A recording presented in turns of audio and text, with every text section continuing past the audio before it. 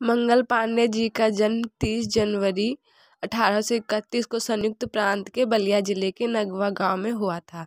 इनके पिता का नाम दिवाकर पांडे और माता का नाम श्रीमती अभय रानी था। सामान्य ब्राह्मण परिवार में जन्म लेने के कारण युवावस्था में उन्हें रोजी रोटी की मजबूरी में अंग्रेजों की फौज में नौकरी करने पर मजबूर कर दिया और फिर वो सन 1849 में 22 साल की उम्र में ब्रिटिश ईस्ट इंडिया कंपनी की सेना में शामिल हुए। मंगल पांडे जी बैरकपुर की सैनिक छावनी में 34वीं बंगाल नेटिव इन्फैंट्री की पैदल सेना में एक सिपाही थे। ईस्ट इंडिया कंपनी की रियासत व राज हड़प और फिर ईसाई मिशनरियों द्वारा धर्मांतर आदि की नीति ने लोगों के मन में अंग्रेजी हुकूमत के प्रति पहले ही नफरत पैदा कर दी थी और जब कंपनी की सेना की बंगाल इकाई में इनफील्ड P53 राइफल में नई कारतूसों का इस्तेमाल शुरू हुआ तो मामला और भी बिगड़ गया।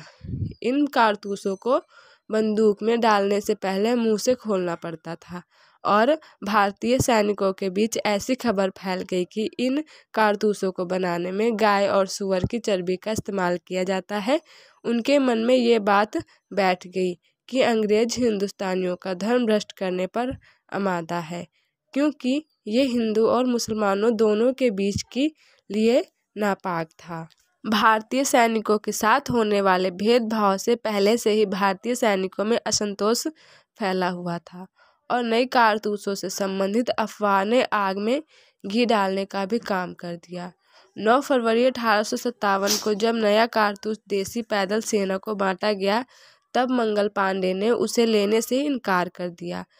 इसके परिणाम स्वरूप उनके हथियार छीन लिए जाने व वर्दी उतार लेने का हुक्म हुआ। मंगल पांडे ने उस आदेश को मानने से इनकार कर दिया और 29 मार्च सन 1857 को उनकी राइफल छीनने के लिए आगे बढ़े अंग्रेज अफसर मेजर ह्यूसन पर आक्रमण कर दिया। इस प्रकार संदिग्ध कारतूस का प्रयोग ईस्ट इंडिया कंपनी शासन के लिए घातक सिद्ध हुआ और मंगल पांडे ने बैरकपुर छावनी में 29 मार्च 1857 को अंग्रेजों के विरुद्ध विद्रोह का बिगुल बजा दिया। आक्रमण करने से पहले मंगल ने अपने अन्य साथियों से समर्थन का आह्वान भी किया था, पर डर के कारण जब किसी ने भी उनका साथ नहीं दिया तो उन्होंने अपनी ही राइफल से उस अंग्रेज अधिकारी मैनेजर ह्यूसन को मौत के घाट उतार दिया, जो उनकी वर्दी उतारने और राइफल छीनने को आगे आया था।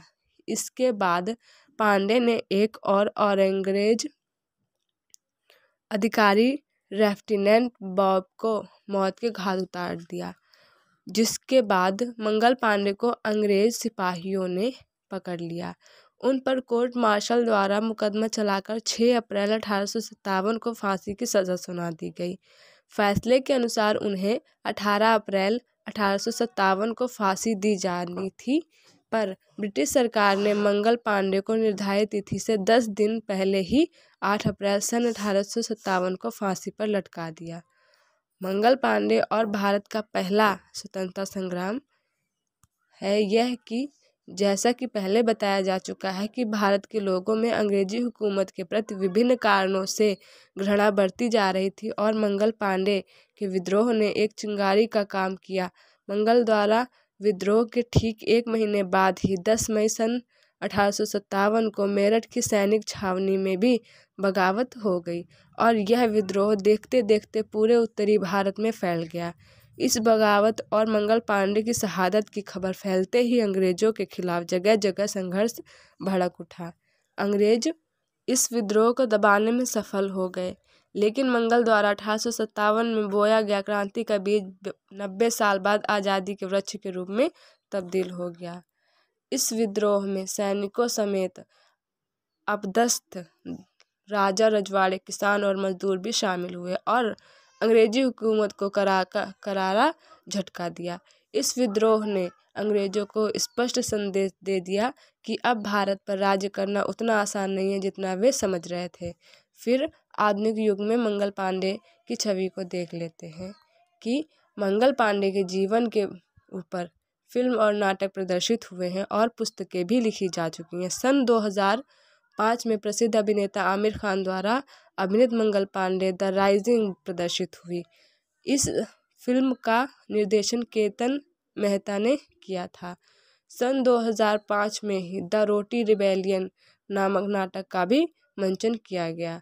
इस नाटक का लेखन और निर्देशन सुप्रिया करुणाकरन ने किया था। जेडी स्मिथ के प्रथम उपन्यास व्हाइट टीथ में भी मंगल पांडे का जिक्र किया गया है। सन 1857 के विद्रोह के बाद अंग्रेजों के बीच पैंडी शब्द बहुत प्रचलित हुआ, जिसका अभिप्राय था गद्दार या विद्रोही। भारत सरकार ने 5 अक्टूबर 1984 में मंगल पांडे के सम्मान में एक डाक टिकट भी जारी किया। Thank you.